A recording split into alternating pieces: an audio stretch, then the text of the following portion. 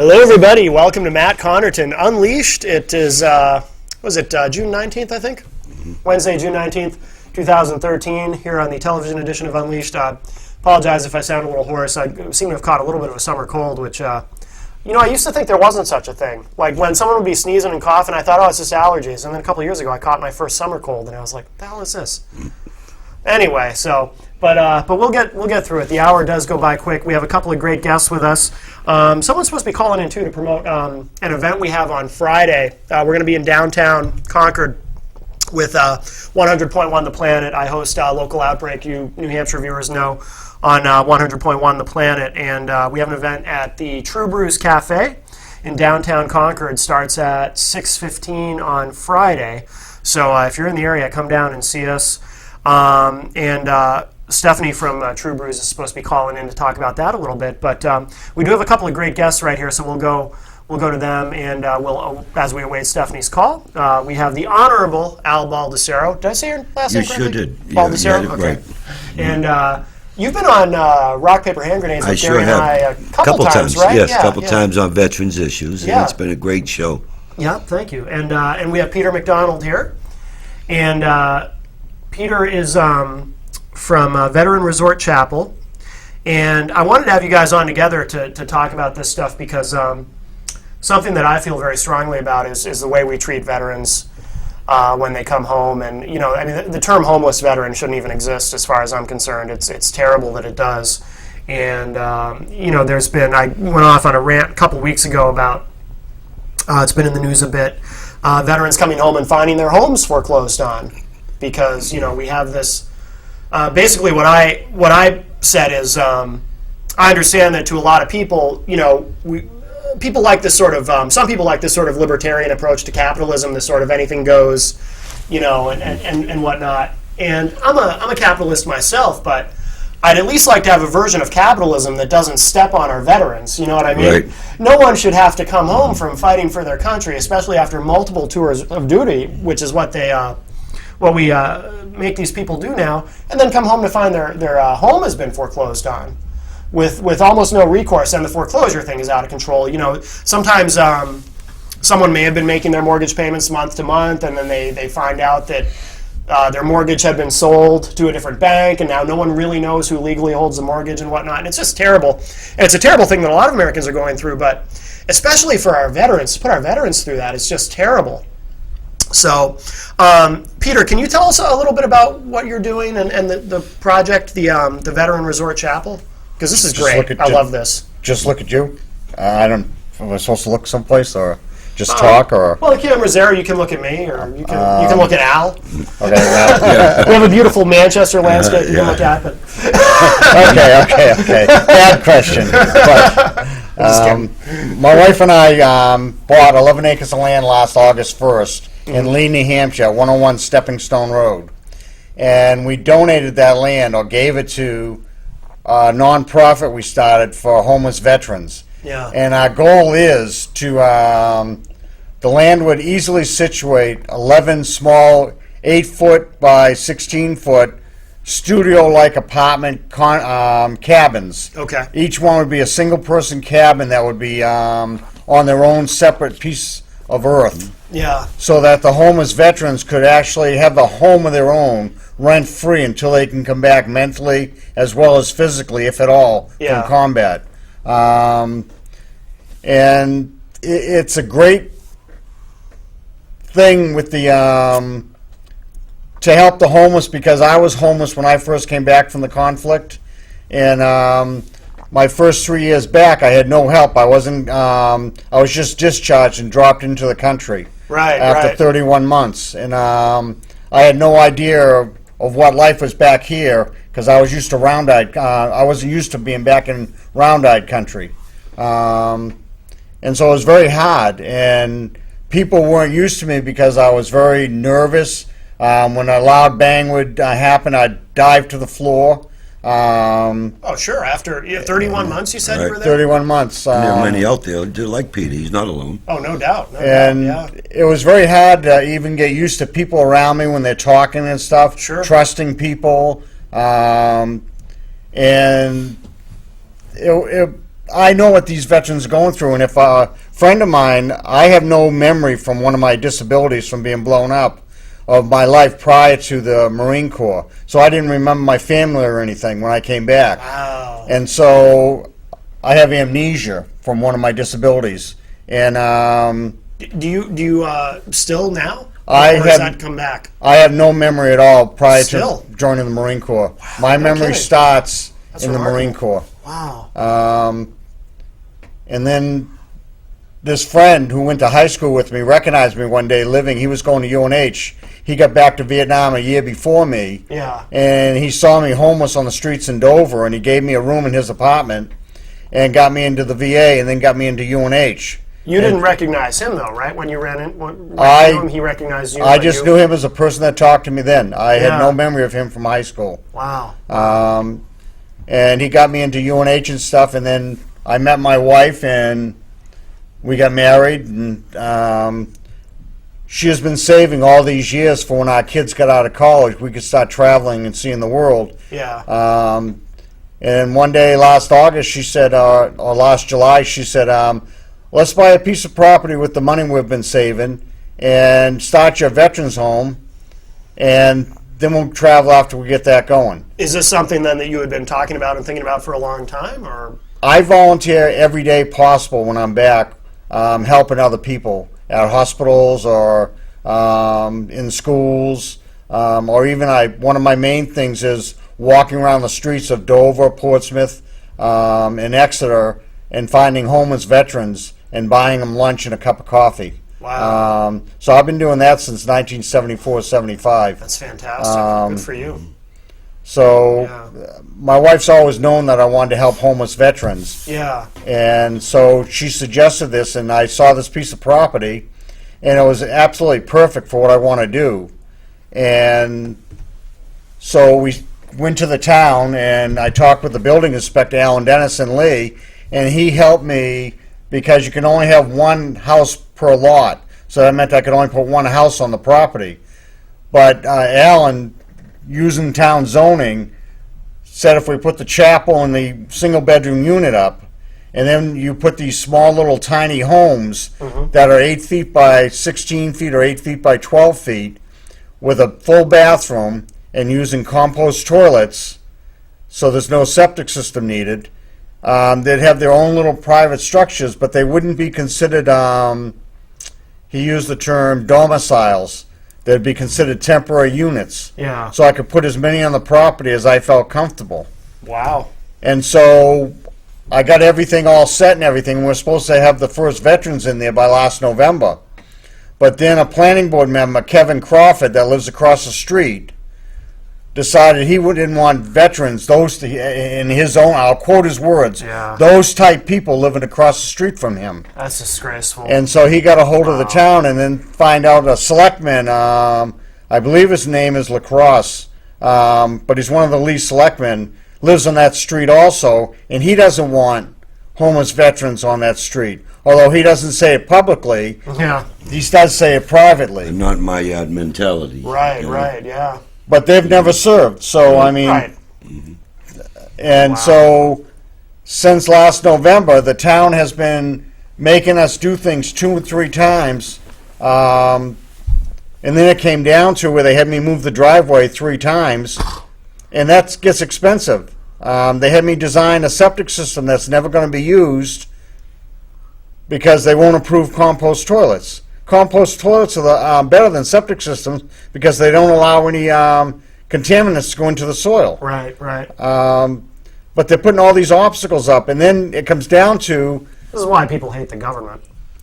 you know, You know. if I had just built these without telling them and then said oops afterwards, Right. they'd be up and they couldn't stop me. Yeah. But I didn't. Well, My they'd wife, still try. my wife wanted me to follow the rules, and I followed every rule. Yeah. The property's zoned for this. There's 11 acres, so it's going to harm nobody. Right. If it wasn't for my neighbor across the street and this one selectman, this would be already up and veterans would be living there off the street. Yeah. So I need help. I need shows like this Yeah. because the newspapers aren't covering this. He needs a lawyer basically to come up and step Also- up and help him out. Yeah. That's a good Absolutely. point. I do need a lawyer. Absolutely. It's getting to that point where I do need a lawyer, and I'm glad hoping you brought that somebody up. in Manchester, there's got to be a veteran lawyer out there that willing to do some pro bono work for you Yeah. and maybe get this on track, because I think that's what it's going to take. Yeah. Absolutely. Absolutely. I'm glad you brought that up, because that's exactly what we're getting to the point where we're going to need an attorney. And this is starting to get out of control, where the Kevin Crawford, the planning board member, wrote a letter to the selectmen telling him that telling the selectmen that I'm a dangerous person, and that That you're a dangerous person? Right. Based on what?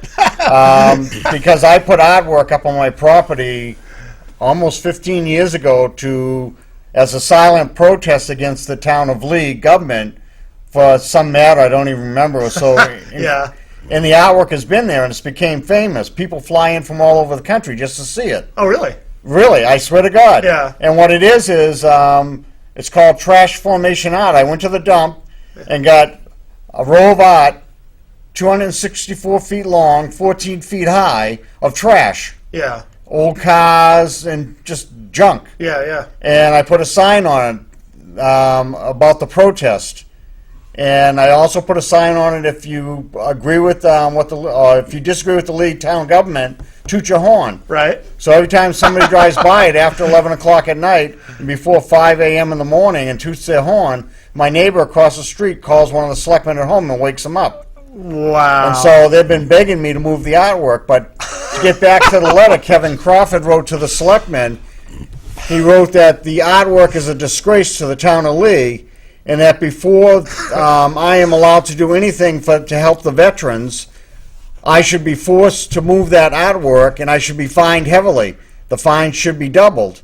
And then the building inspector turns around when I get a letter from the building inspector saying that if you want any consideration or if you want favorable consideration from the planning board, you have to let the town remove the artwork at a town cost, town expense.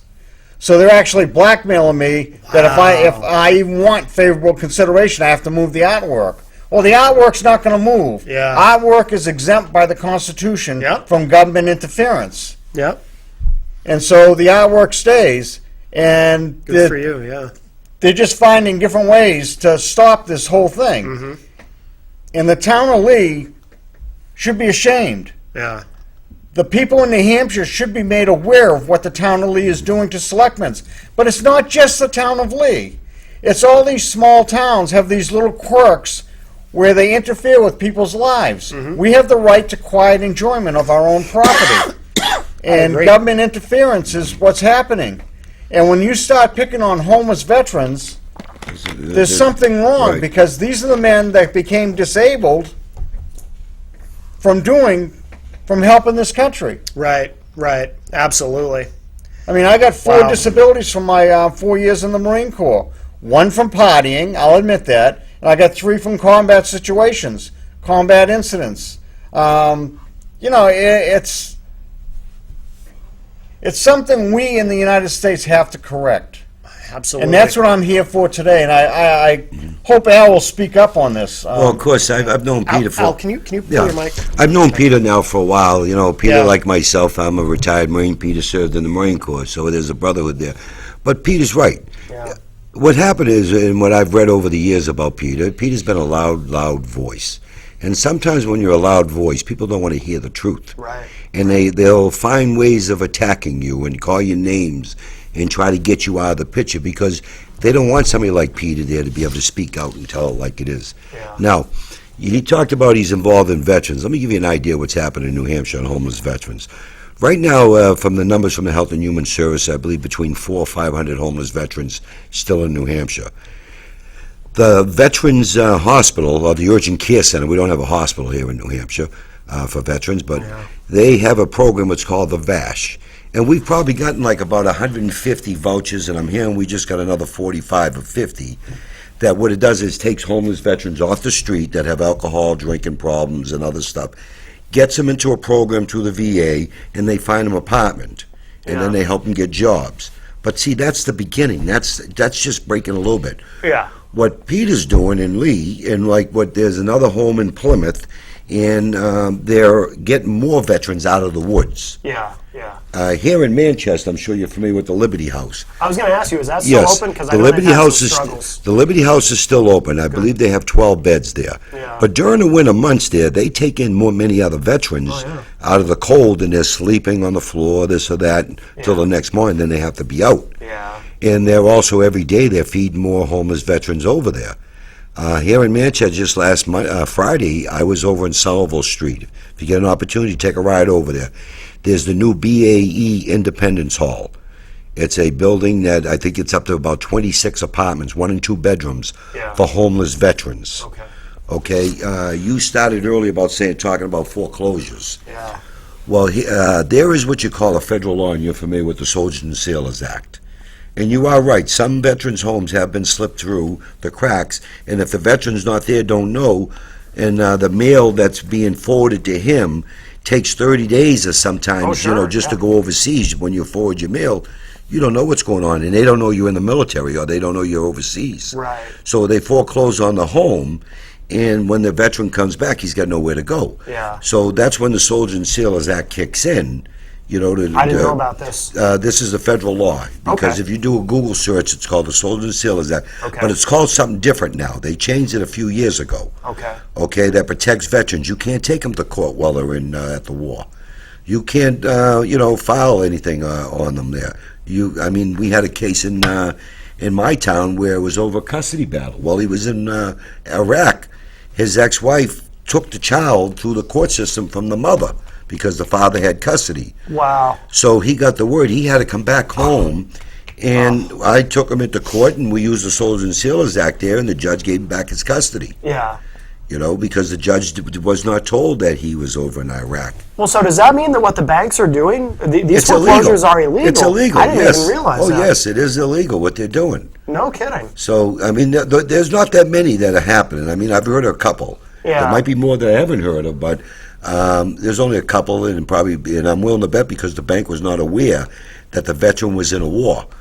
Okay, Right. but he is protected through federal law, Soldiers and Sailors Act. Oh, see, I didn't even realize that. Yeah, because I've been kind of keeping an eye on this, and it seems like there's more and more of them happening nationally. But I think part of it too is, like I said, the whole banking system. It's like these mortgages, they get sold from bank to bank. Right. And there's been these horror stories of people who are having their homes foreclosed on who've been making their mortgage payments, and then it turns out that their mortgage was bought by another bank. They were never told, and of course the bank that they're paying every month isn't going to tell them, "Well, stop paying us. We don't hold your mortgage anymore." Right. So. Well, if there's a veteran out there right now that's listening, and he's in the middle of having problems with his property, Yeah. the federal government passed some laws where there's protection for veterans. If they contact the NewHampshireLegalServices.org, and if they don't have the money, there's legal services that are there for them to help them through this foreclosure, where it can be stopped. There's also money out there that will help them, either through Harbor Homes or through the this veterans program that the federal government put out there. Okay. A lot of veterans don't want help from the government, but the bottom line is it's the government regulations that put this onto the veteran. Right. So you have to take advantage of these programs that are there to get this corrected so you can move on. Yeah. Same thing in Peter's case. He's fighting the bureaucracy of the old boy network, not in my backyard. Right. Exactly. That's why it's important to have Exactly. a lawyer, somebody that's a veteran and understands the needs of the veteran community, to step up pro bono and say, "Peter, I'm here to help you, and I'm not from the government." Right. Exactly. And that's what I'm looking for. But I also want to, Al made a good point, and I'd like to belabor it, I guess would be the word, a little bit on these men coming back and women coming back from combat and losing their homes and stuff.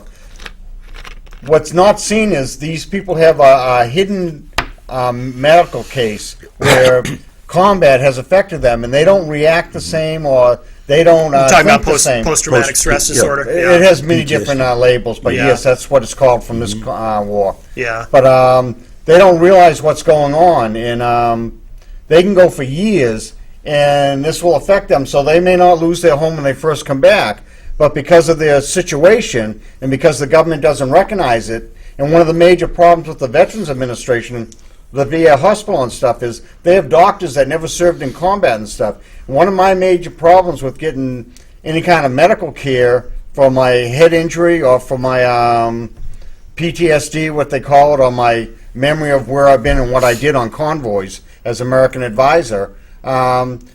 Doctors that have never served tell me that what I did or what I have told them in sessions is totally inconceivable to be humanly possible to have happened. Really? I cannot have somebody that has not been in the military Right. Yeah. and been in combat Right. believe what I'm telling them. So it's pretty much a useless session to go in there. And that's one of the problems I have with the VA is because of my PTSD and because of my flashbacks, the VA uses a thing called a red flag. And if you're a red flag from the VA, that means every time you enter the property, there has to be a guard, an armed guard that meets you at the edge of the property and escorts you in and out of every one of your doctor's appointments. Wow. If you're given a physical exam and the doctor sticks his finger up your butt, he's right there watching. I mean, there's no kidding. privacy. Wow. And you know what's a shame? He's not alone there because there's another kid that's been held into the mental hospital here in Concord, a Iraqi war veteran, and they put him in a 5-year mental program, health program, meaning with no court order, nothing. Yeah. Okay. Against his will? Against his will. Okay. And what happens is when they put him into the mental hospital there, then they release him. He's monitored. So that means every time he has a flashback of something, the police pick him up, bring him right back to the mental health, to the hospital. Yeah. He's on medication, and they're trying to, doctor him. He don't want this medication. Right. But yet every time he says something, people take it the wrong way. And when he goes to the VA, the same thing. Like you were saying, they get intimidated, okay, because when he says something that, that nurse or somebody that never served don't understand coming from a military man, they get scared. They get, with everything else that's going on. And that happened to me. Actually, it happened a couple times to me. But the most recent one was about a year ago, I guess. I have a hard time remembering perception of distance of time. Okay. So I'm going to say it was about a year ago. It could have been 2 years ago. Sure. But I was talking to somebody in the VA, and they got nervous about what I was saying, and they tried to have me locked up.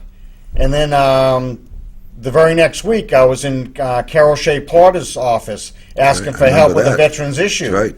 Yeah. And she called the Dover police and had me arrested because I was having a flashback and what I was saying was not coherent enough. So she wanted me arrested and put in jail for being a danger to the public. Because the interpretation, they take it the wrong way. Right, yeah. And this other kid, matter of fact, it must be your area or something, because the other cases, you live near Stratham? Not too I live far in from Lee, there, right? right. Okay, yeah.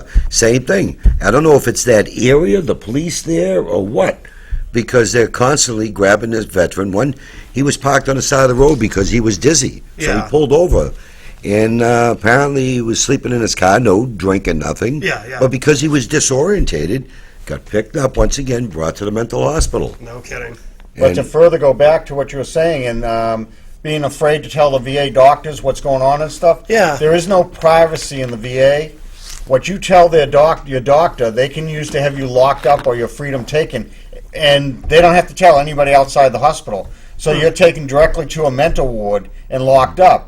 And they also, like, I confided in my doctor that I was having trouble with my flashbacks. Yeah. And he called DMV, and I went through a 3-month medical tests down in Boston in order to keep my driver's license because he wanted my driver's license taken. A doctor that never served put me through 3 months of hell, because he didn't think I should be driving. Because Wow. I slipped when I was talking to him, and Yeah. I told him that I have flashbacks once in a while. That's a terrible thing to not be able to feel like you can't be completely honest with your Right. doctor. And that's the problem. You know? See, that is an issue. There That are is many a problem with veterans. veterans. Yeah. If you're honest with your doctor, you can lose your freedom at any moment, and nobody can stop get you out of that situation. Yeah. So every time as a veteran I go in and talk to a doctor, I have to be aware of what I'm saying all the time. And if I feel I'm going to have a flashback or something, I have to be in control enough to get up and leave the doctor's office and leave the hospital so that I don't get locked up and have my freedom taken for months and months and months. Well, I don't know if you're aware there, a few years ago, under the Obama administration, a new Homeland Security lady, I can't even think of her name. Janet Napolitano, Yes. is that? Matter of okay. fact, there was comments that were made that we're considered homeland terrorists. You know, what I mean, as veterans there that are coming home. Wow. But to get back, just if I may, on the homelessness here. You know, the National Guard, when they deployed, we have many veterans that deployed. Yeah. Our young veterans that had no family or don't live with their wives or they're not married, they had to put their stuff in storage. And what happens when they come home, they have no apartment because they have to move out of the apartment because why pay rent for a year Right. or so? So now when these veterans come home, they're living out of a hotel, and then they become homeless, or they're living on couches and Right. other stuff like that. Yeah. And we've had quite a few that has happened here. Now, at any one given time in the past, New Hampshire National Guard, Air National Guard has had over 50% of our, well, I should say 50% of our National Guard, Air National Guard deployed at any one given time, Yeah. whether it be Afghanistan or Iraq. So when they come home, this is when we start with the issues there. Some of them might not happen right then and there, but down the road, that when the PTSD kicks in. Right. Okay, when Right. you start seeing things at night, you start smelling, burnt bodies, and you start things that you've seen. Sure. Starts coming back, and the other illnesses. Now, I did sponsor a bill a few years ago on legal assistance that we filed here in New Hampshire for veterans, but there was no money for it. Yeah. So it's open, and other lawyers stepped up and said there was going to be pro bono, we'll do the work. Sure. And I was trying to get the federal government to support this with funding, because when you're homeless, a lot of times it's shame. There's legal issues too. Yeah. You got trespassing and you didn't show up to court, or drinking out in public somewhere and you didn't show up to court. So there are things that go with this here. Yeah. You know what I mean? You Yeah. start from being homeless, then boom, it bills and bills and bills. Right. So that's why the legal assistance part was a big piece of the pie. What Peter's doing is a big piece of the pie, because we do not have nothing over there in Peter's area, Dover, Portsmouth, Lee, Strata, all them area. We don't have a homeless shelter over there. We have one that just opened up in Plymouth area, a home up there, I think okay. 14 beds, that's up Yeah. north. Yeah. Another they're working on, I think, over in Berlin area, but there's not that much out in other areas for them. So Yeah. they're out in the woods. You got a place in Derry, in the woods. Veterans are just, they don't want to come out of the woods. They want to be left alone. Right, They don't want right. government in their home. And that's exactly what you just said is part of what I want to have these cabins do, is the veterans that come back from combat that have their stuff in storage and stuff and have no place to live, they can live in one of these cabins until they get back on their feet. Yeah. If not forever, and it's rent-free. The utilities are going to be paid by, I'm going to have a rental unit, which will cover 2 cabins, so I'm going to have 5 rental units, or 4, plus the chapel, which will pay for the electric and the heat for 2 small cabins for 2 veterans. So economically it will work out, but those are the type of veterans that I'm looking for, not just the disabled, but for those that come back from combat and just need that little help to get reestablished. And there's a whole field of them out there that we should all be looking at to help. And these cabins will be a prototype, so somebody could put one up in their backyard with a compost toilet and stuff to help a veteran. Right. Right. So Right. it's something that maybe will take off, maybe it won't. But we have to do something to help the homeless veterans and Yeah. help the returning veterans. Yeah. And that's one of the main things, and I'm glad Al brought that up, was the returning veterans that have no apartment or anything because they've been serving overseas and they couldn't pay their rent or didn't want to waste the money on their rent. When they come back, they got nothing. If I can give them a cabin in the woods for a year or 2 with no strings attached, Right. let's do it. Oh, that's let's huge, tell yeah. the league government that this is something that will benefit America. Yeah. Now, I have to admit, now I've been sitting on the Veterans Affairs Committee for the last almost 7 years. Yeah. I'm the former chairman of the State and Federal Relations Veterans Affairs. New Hampshire the state itself is doing everything we can, because New Hampshire is the only state in the country that through our Health and Human Services has a homeless veteran, a homeless veteran issue representative. Oh, really? Which is Joe Moncha. Okay. We're the only state in the country, one of the bills I co-sponsored to, which Senator Sharon Carson, was to put in a PTSD commission that's been going on for the last couple of years now. We're gathering surveys, we're gathering information, where are the homeless, so we can make sure that all these veterans here that down the road here that with the downsizing coming home, We don't treat them like we did with the Vietnam veterans, Right, the right. Desert Storm veterans. So this has been going on, I don't know if you're aware, here in the state at the State House. So we are focused in these areas. Have we put a little dent in there? Yeah, we have. Yeah. Through the vouchers, through the harbor homes in Nashua, through here, the new home in Manchester that they just opened up. Little by little, and hopefully we get more and more places like what you're doing throughout the whole state, so Yeah. we can get them out of the woods, get them out of the mountains, get them to want, to get help. Yeah, absolutely. And I agree with Al on his starting these programs and stuff. But one of the problems I had with the PTSD surveys and stuff, I got them from the government. I think I got them 4 times on different programs that the government is starting in New Hampshire. And I may believe that a program like this, as a veteran, would be beneficial to me, but I'm very skeptical Ours was not even by about name. filling out the Yeah. application because I don't want to be zeroed in on because I Right. filled out an application saying that I need help. Yeah. To tell the government you need help is like giving your freedom away. Well, what the And that's PTSD did, just so you know, there was no names. It was for you to Oh, really? put down. Now, if you wanted, you had the right to put if you wanted more information, Yeah. you put, but that information stayed in a small group. Okay. Had nothing to do, it could not be turned over to anyone else, names, anything, if they submitted their name. Matter of fact, some veterans got some good help out of it. Yeah, that's good. You know. That's good. And see, that may be so with that there, but it's like the VA medical. I was always under the assumption that my medical, whatever I told the doctor, couldn't be used against me to take my freedom.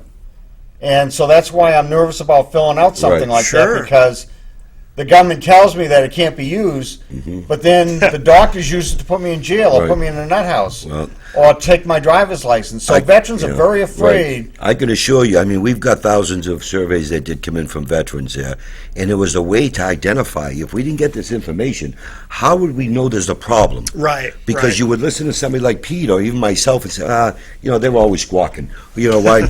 But when you get down to the nitty gritty, get in the trenches and really talk and get the information from these veterans, now we got an idea how can New Hampshire better serve? Because we know some of the PTSD. I don't know if you're aware.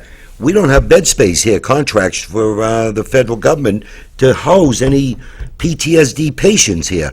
We have to wait for bed space in Maine or in Massachusetts. No kidding. Okay, a lot of people aren't aware of this Yeah. here. Hospitalization. We don't have a full-service hospital.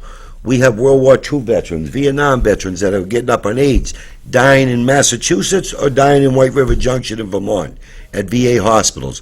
Now, their families are getting older. It's tough for moms or their husbands or wives to be with them Yeah. at these hospitals. So we're fighting to get a medical card here in New Hampshire. Yeah. So if a veteran up in Berlin, out in your area, other areas, can go to a local hospital without even going to the VA, because Right. the VA is specialized clinics, Yeah. and they have a contract, in Concord, but that's only for 50% above. Everyone thinks, oh, we got the Concord Hospital. Not all veterans can use that Concord Hospital. That's interesting. You Yeah. have to be 50% disabled or higher.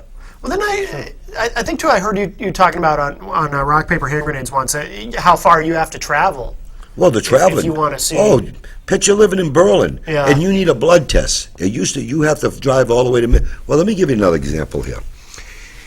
If a veteran has a specialized appointment and we don't have it in New Hampshire, they send them to Bedford or somewhere in Mass at Brockton, depending what the specialized clinic in VA hospital in Massachusetts. Yeah. A veteran gets in a van at 5:30 in the morning. I'll use Berlin. Drives to the Manchester Hospital Urgent Care Center. He sits there for about a half hour, 45 minutes. Up to 4 hours. Well, no, I'm talking Manchester before he leaves. Then he gets on another van and he drives to Boston, to one of the VA, wherever the appointment is. He's there. His appointment might be for some radiation for cancer or something. Yeah. His appointment might be at 9:30. He gets done at 9:50. He's sitting there all day till 3:30, 4 o'clock. Wow. For everyone else to get done, Yeah. to come back to Manchester. Then from Manchester, he gets on another van and goes back out to Berlin. So from 5:30 in the morning till maybe 6, 7 o'clock at night for a 40-minute appointment. That's Because we terrible. don't have nothing here in New Hampshire contracted through the federal government to support that. Yeah. And the federal law is if you're 50 miles, out from a VA, you should be able to use a hospital. But they're not funded. There's no contracts set up. Okay. Right. And I can attest that what you said is exactly true and far worse than that, because I have been on several of those for my Oh, okay. Well, disabilities. that's good. Yeah. So I can tell you that, I can assure you that what you just said is true. And believe me. Some trips are far worse than that.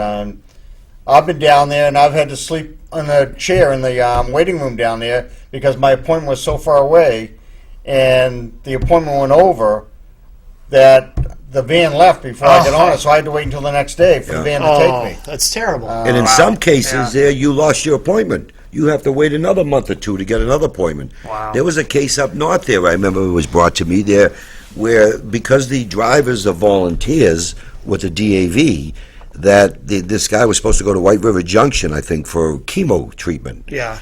And some reason the driver didn't show up, or he was sick. So now that veteran that needed chemo had to wait another week for his appointment. You know, just to give you an idea. Yeah. But these are battles that we've been fighting. In the VA Urgent Care Center, the director over there, we've been working hand in hand. They've been trying to do everything he can. Yeah. But everything's all about the almighty dollar. Of course. And if we don't have a full-service hospital hospitalized here in New Hampshire, we have to depend on Massachusetts or Vermont. Do you guys think that Before you say that, I just go want to ahead. clear something up so it's not taken wrong. Yeah. Al was talking about the DAV and the volunteer drivers. Yeah. They're the greatest They in the sure world. are. Yes, and, you're right. I don't want anybody to Right. take what Sure, Al said sure. wrong, No, no. because I know Al has the greatest Yeah. respect for the DAV. Oh, they and the do an volunteer awesome drivers. job. They Yeah. do. But what Al was pointing out was that does happen because we are all human. Yeah. Right. Sometimes I'm driving. right. I used to drive, and I don't anymore because of my medical condition. Sometimes doesn't allow me to show up, in which I'm aware of, so I don't drive anymore, just so that doesn't happen. But that's what happens is sometimes, it's very infrequent with the DAV because they're very prompt about what happens with them. that's- Right. So I just don't And want they anybody do a to... great job, don't get me wrong. And that's But what I the wanted thing to is- clear up, right. so I'm No, sorry. okay. to- No, I'm glad that's you fine, did. yeah. It makes sense. It's yeah, no, true. I'm glad you said that. Yeah, Yeah. absolutely. How much of this is this something that do you guys perceive that this has gotten better over the years? Has it gotten worse? No, it has not gotten Well, better. see, Yeah. I as somebody who's involved on the political side of this here and getting Yeah. the government involved, I have to admit it has gotten better, and the reason why I'm going to say it has, and I don't think you're aware of the VASH program. The VASH program is taking 150 veterans off the street. They just got another 50 vouchers there to get veterans off the street, homeless veterans. Yeah. So in the last few years, we've had the Delanus building built in Nashua. We've gotten about 20-something families off the streets. Okay, in there, there are 1- and 2-bedroom apartments. There's also another place over in Nashua for homeless veterans. I can't think of the name. My mind is blank. Yeah. There's another building that houses veterans. Here in Manchester, for the last 15 years or so, we've had Liberty House. Yeah. Now, we've also just last Friday, the BAE Independence Hall on Somerville Street here in Manchester just opened up a beautiful building, a 22 to 24.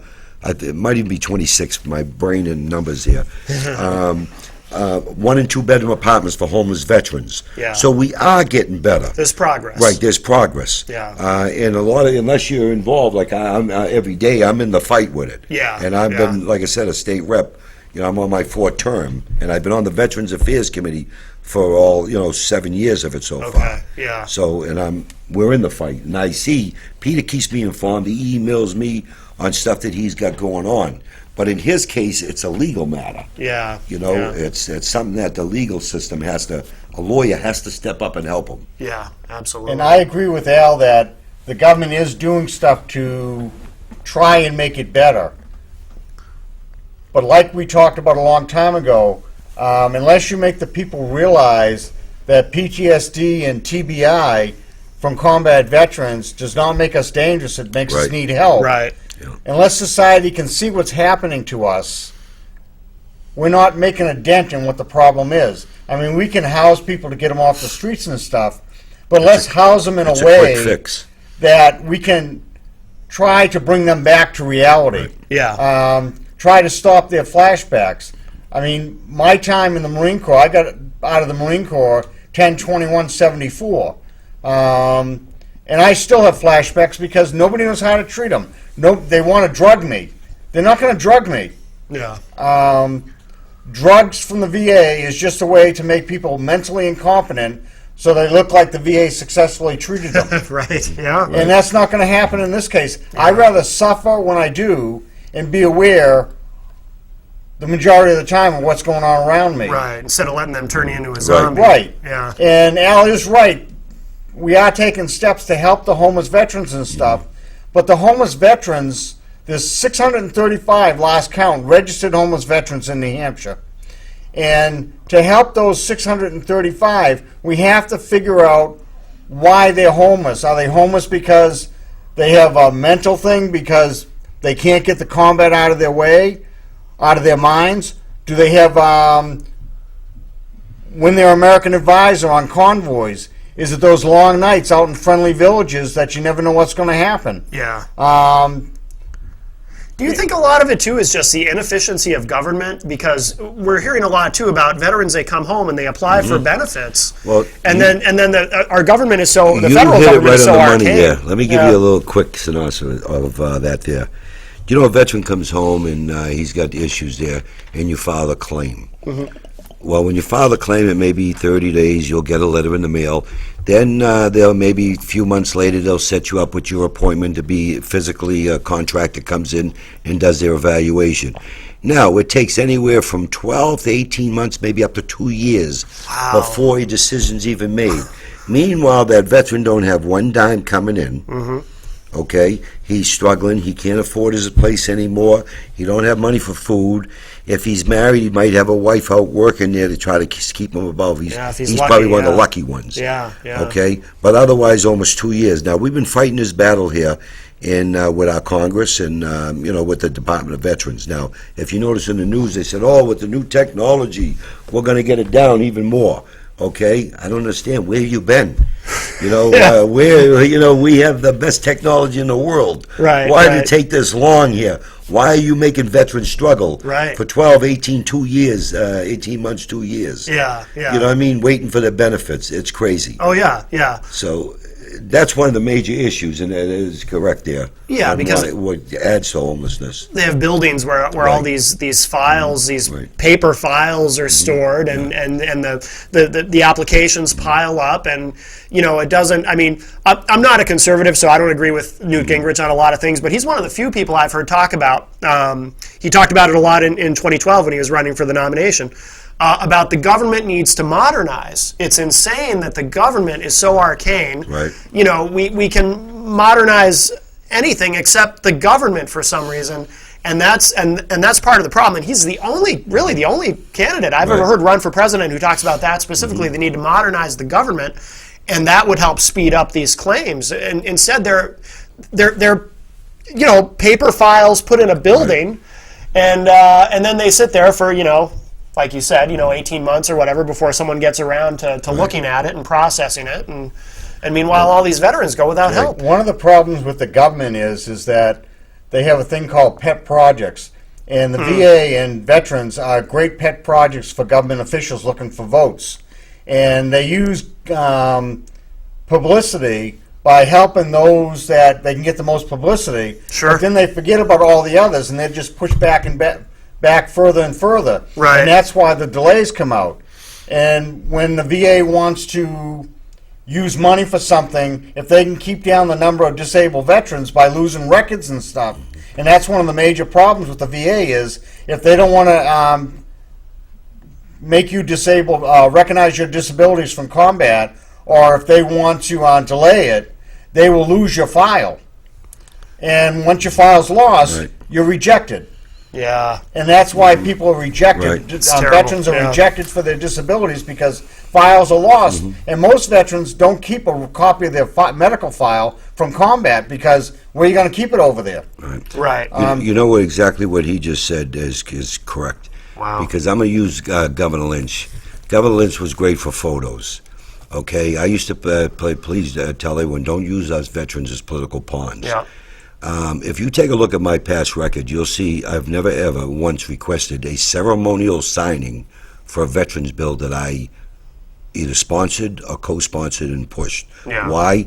Because I'm not looking for no credit. Oh, Right. Look at me, I passed this bill. Right. You're not in it for the tell publicity. The ceremonial bills on veterans' issues are looking for the publicity. Look at me, look what I did. Right, yeah. The promises that are made, in New Hampshire still don't have a full-service hospital. Yeah. New Hampshire still don't have a medical cards, for veterans. Now, when you were talking, what popped in my head, Manchester used to have a vet center, okay, which is closed down now, but it's moved into Goffstown. They have a beautiful vet center there. Yeah. Now, we just got funding last year, 2 years ago, for another vet center up north. The vet centers are where veterans can go to have these PTSD seminars, and psychiatrists and everything, counselors there that are working with veterans privately, without fear of government involved or anything like that. Yeah. There's a van that was purchased for a couple of them for White River Junction in New Hampshire.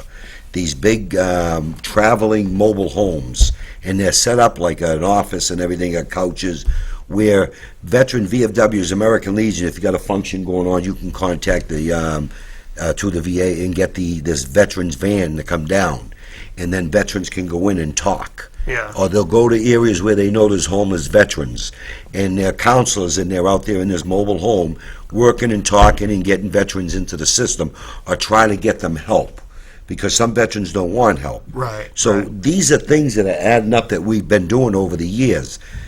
Strategically positioned, I think there's 6 or 7 throughout the state.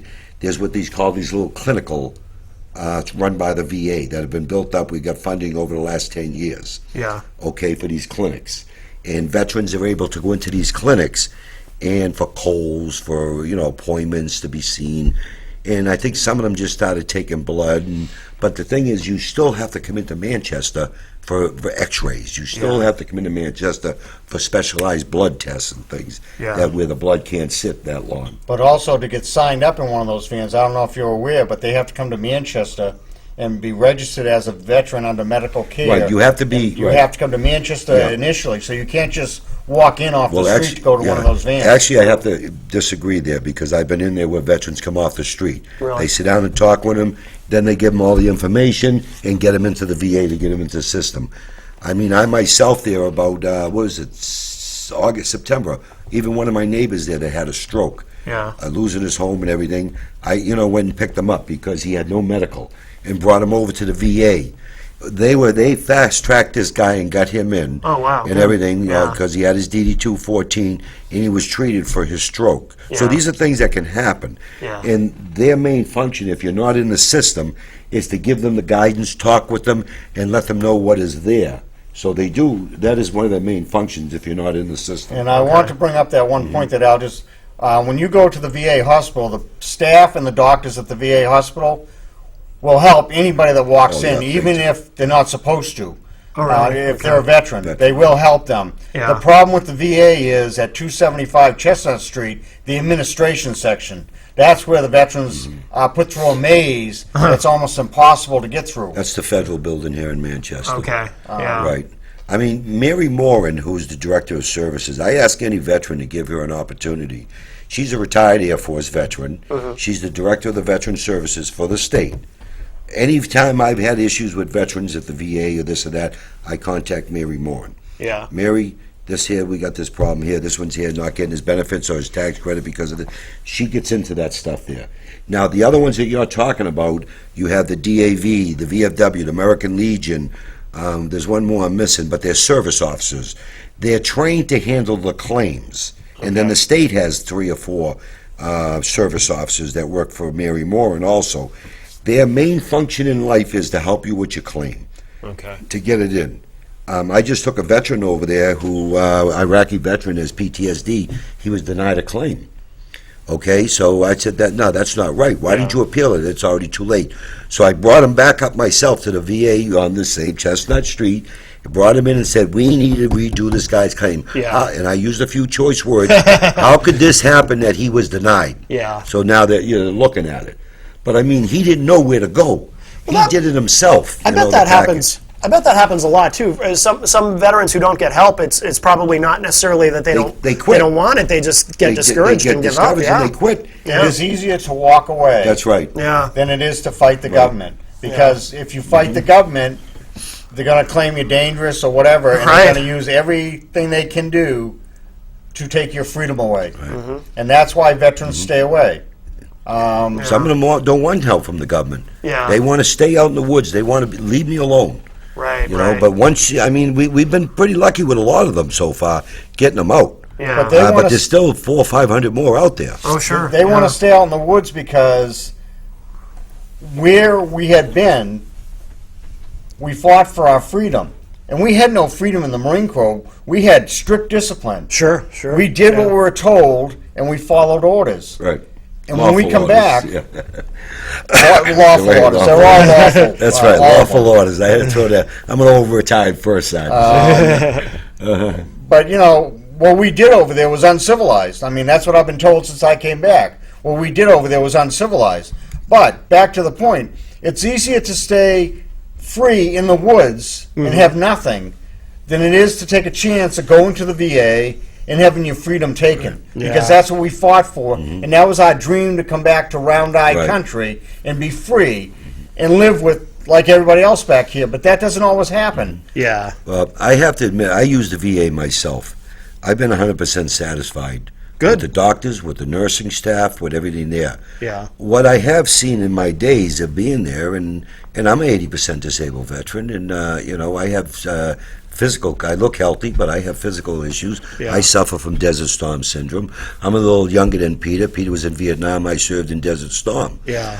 But I see sometimes, like Peter said earlier, which some of the things that some of the veterans say, and you got some people that never served and don't understand. Right, And they right. take it the wrong way because everything that's going on with shootings and other stuff around the country, Yeah. there's intimidation.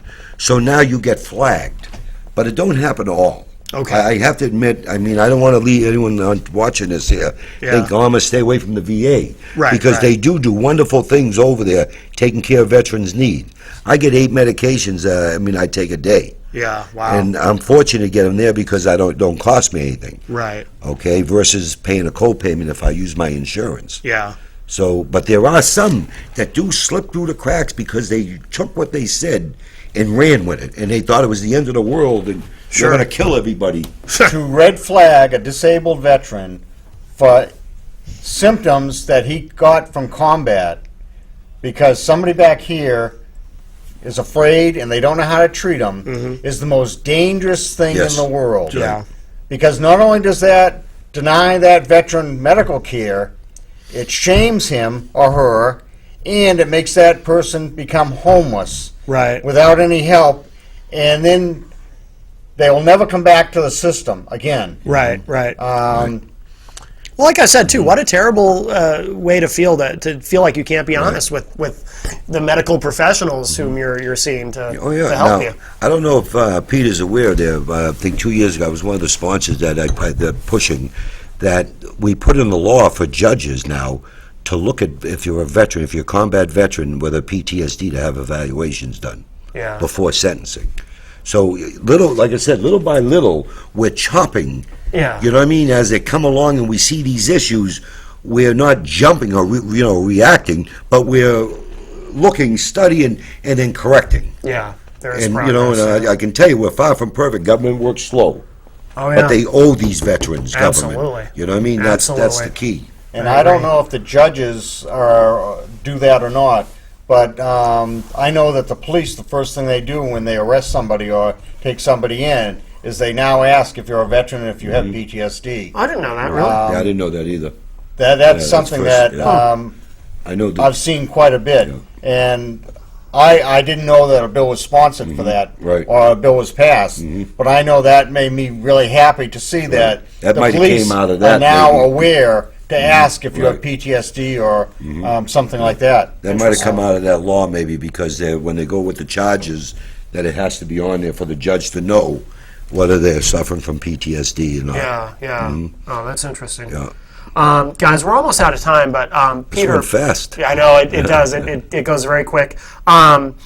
How do anyone who's watching this, Peter, who's maybe an attorney who can help or can help you in any way with this, with what you're trying to do? How can they reach you? What's the best way to go about getting in touch with you? They can Google search the Veterans Resort Chapel. Okay. And we have a website set up where they can get my name, my phone number, Okay. and my address. Or Veteran Resort Chapel.com. Veteran Resort Chapel. There's no S Yeah. on it. It's singular veteran. Okay. Resort Chapel. Okay. And if somebody out there wants to help, I would appreciate any help that we can get, because I believe that the veterans deserve more than what they're getting, especially in Lee, New Hampshire. Yeah. And if you want to call the Lee Town Selectmen, call them and tell them what you think of what they're doing to veterans in Lee. Yeah. I call them the Lee elite that do not want veterans or this type people in their community. Yeah. Peter's done some great stuff helping veterans. I mean, taking time, get them where they're supposed to into the system or whatever over the years here. Yeah. Yeah. Absolutely. Well, I hope you get the help that anyone watching this who can help Peter with what he's doing. Absolutely. And Al, anything going on in the legislature you want to mention before we wrap Well, up? of course, we just stopped that feel-good flag, which is called the Honor Remember flag. You object to that? You're I opposed to objected to that because I'm a true believer in we serve under the flag, we die under the flag. Okay. But what I'd like to put out there is if there's any veterans here in Manchester or that have questions or concerns on their benefits or where to go or how to do it, Yeah. they can reach me. Call my home, because I don't care if you're a veteran from, I handle calls all over the state. Yeah. They can call me at my house at 425-6997. Okay. And I will get them in the right direction. I mean, I've gotten our senators involved in veterans issues, and our Congress involved in veterans issues. Yeah. When it comes to veterans issues, Republican, Democrats, 9 out of 10 times we come together in nonpartisan. Sure. But every once in a while, you got some that when they do something for a veteran, look at me, look what I did. Right, the photo op and and that everything, pisses me off more. Yeah, I don't blame you. Yeah. I don't blame you. Absolutely. Guys, thank you both very much for being here today. This is Peter, it was important an honor stuff, to be here It with was you. an honor to see you again. I really appreciate you both coming on, Peter McDonald and the Honorable Al Baldessero. I did say it right? Yes, you Okay, did. good. Simple Italian name. Yes, absolutely. So this has been another Matt Connarton Unleashed, the television edition. Don't forget the live radio edition Saturday nights at 11 p.m. Eastern on IPMNation.com. And if you're watching on MPTS, Inside Story is next. And I'll see you back at 4 on Norman Friends. So thanks, everybody. Bye-bye.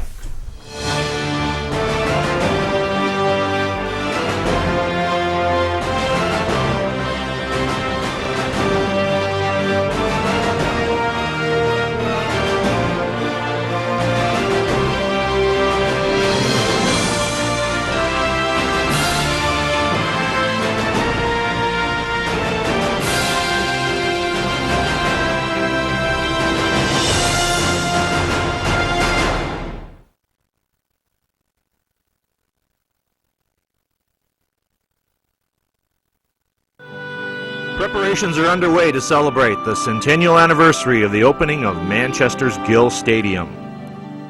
On September 8, 2013, Manchester rededicates the field named for Park Superintendent Ignace Gill, with football, soccer, and other festivities. The committee is seeking your donation options. Please write the Gill Stadium Committee at P.O. Box 1196, Manchester, New Hampshire 03105, or call Mike Lopez at 669-8058.